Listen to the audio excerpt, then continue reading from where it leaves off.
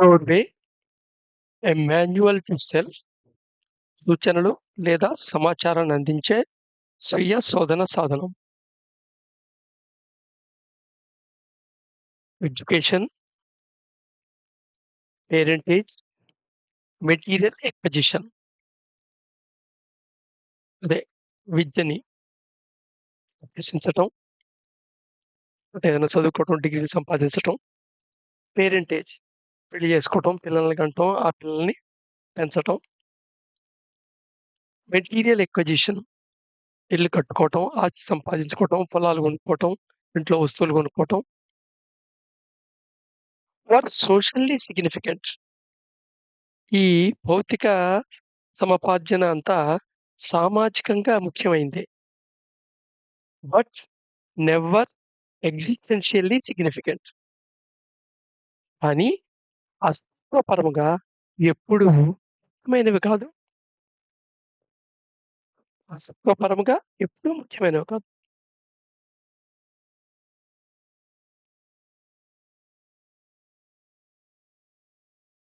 ఎందుకంటే ఈ టోటల్ యూనివర్స్‌లో నీ అస్తిత్వమే పెద్ద క్వెషన్ మార్క్.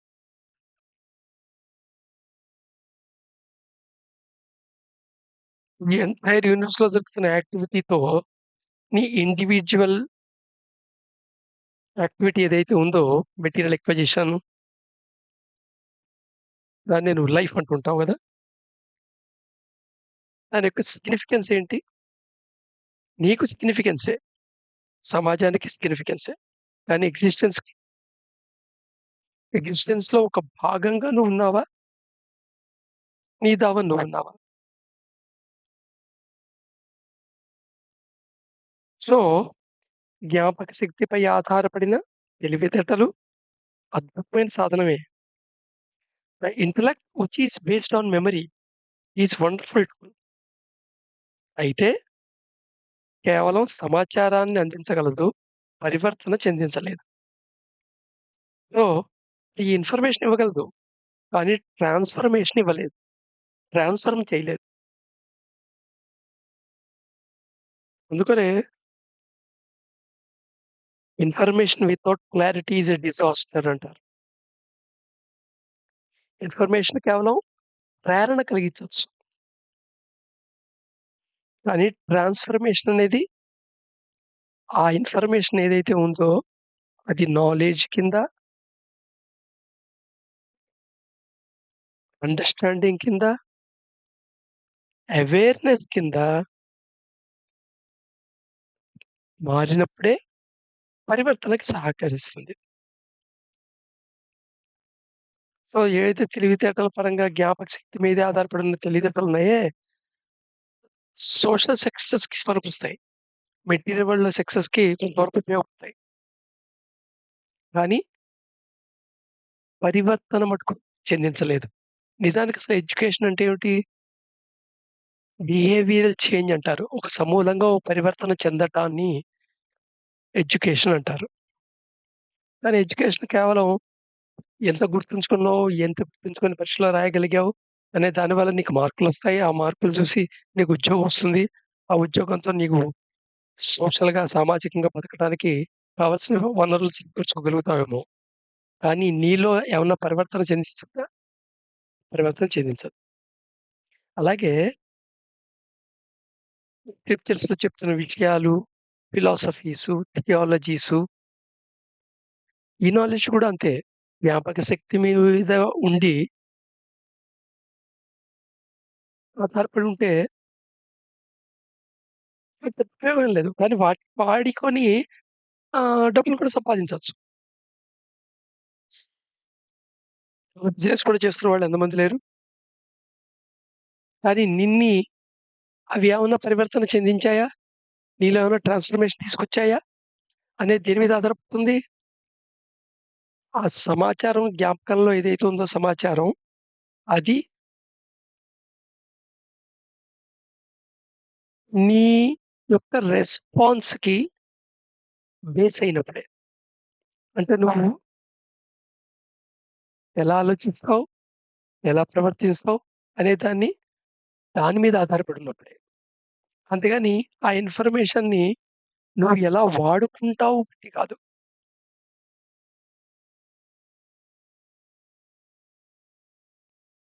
అయితే ప్రెజెంట్ ఆర్టిఫిషియల్ ఇంటెలిజెన్స్ ఏజ్ అంటున్నారు కదా! In the age of artificial intelligence only those who are capable of exercising intelligence beyond memory will have something truly valuable to contribute. ఈ ప్రస్తుతం ఉన్న కృత్రిమ మేధస్సు యుగం ఉంది కదా! అంతా కృత్రిమ మేధస్సు మీద పడ్డారు. జ్ఞాపక శక్తి మించి తెలివితేటలను ఉపయోగించగల సామర్థ్యం ఉన్నవారు మాత్రమే నిజంగా విలువైనది ఏదైనా సాధించటంలో లేదా అందించటంలో సహాయపడతారు. అది వారికై గాని, వాళ్ళ కుటుంబానికి గాని, తన సొసైటీకి గాని, తన ప్రపంచానికి గాని, ఈ మొత్తం యూనివర్స్‌కి గాని. సో, ఈ రాబోయే 10 ఏళ్ల తర్వాత, 15 ఏళ్ల తర్వాత సిట్యుయేషన్‌లో ఎవరు సక్సెస్‌ఫుల్ పర్సన్ అవుతారంటే, జ్ఞాపక శక్తి మించి తెలివితేటలు ఉపయోగించగల సామర్థ్యం ఉన్నవాళ్ళు. జనరల్‌గా మనం తెలివితేటలు ఉపయోగించడం అనేది మన జ్ఞాపక శక్తి పరిధిలోనే చేయగలుగుతూ ఉంటాం. ఇంతకు దాటి బయటికి వెళ్ళటానికి ప్రయత్నం చేయలేం. కానీ ఏదైతే స్కిల్ డెవలప్‌మెంట్‌లో జ్ఞాపక శక్తికి దాటి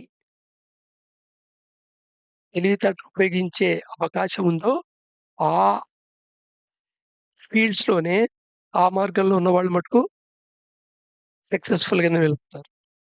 ఎందుకంటే ప్రెజెంట్ జ్ఞాపక శక్తిని ఆధారపడి ఏదైనా పని చేయాలంటే అది కొంచెం మీద చేయగలదు. సో, నువ్వు నీ యొక్క చాలా స్కిల్స్ ఉన్న జాబ్స్ ఏవైతే స్కిల్స్ కావాలో కేవలం జ్ఞాపక శక్తి మీద ఆధారపడి చేసే పనులుంటాయే, అవన్నీ మిషన్‌లు చేయటం మొదలెడతాయి. మరి ఎవరు మనుగడ సాధిస్తాడు? సో, రాబోయే ఆర్టిఫిషియల్ ఇంటెలిజెన్స్‌లో నీ ఉనికి కాపాడుకోవాలనుకుంటే జ్ఞాపక శక్తి మించిన తెలివితేటలు ఉపయోగించగల సామర్థ్యం ఉన్న ఫీల్డ్స్ ఏంటి అనేది సెర్చ్ చేసుకొని, దానికి సంబంధించిన సామర్థ్యాల్ని పెంపొందించుకున్న వాళ్ళే. మానవునికి మరియు యంత్రానికి మధ్య ఉన్న ప్రాథమిక వ్యత్యాసం ఏంటి? అవగాహన, స్పృహ.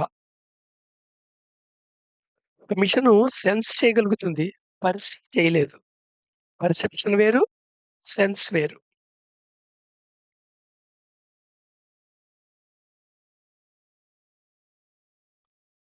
అలాగా దానికున్న జ్ఞాపక శక్తిని వాడి మెకానికల్‌గా వర్క్ చేయగలుగుతుంది. కానీ కాన్షియస్ ఉండదు. చేస్తున్న పని మీద ఏంటి అనే కాన్షియస్ ఉండదు. నేను చేస్తున్నాననే కాన్షియస్ ఉండదు. తన్ని చూసుకునే కాన్షియస్‌నెస్ ఉండదు.